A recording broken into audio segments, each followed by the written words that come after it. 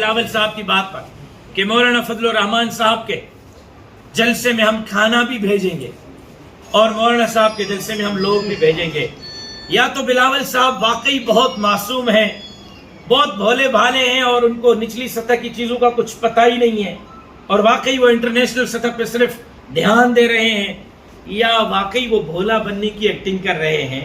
بلاول صاحب، آپ کے اپنے جلسوں میں بریانی پر لوگ آتے ہیں، آپ کے اپنے جلسوں میں 500 روپے پہ لوگ لائے جاتے ہیں، آپ کے اپنے جلسوں میں کرائے پر لوگ دہاڑی دار لائے جاتے ہیں.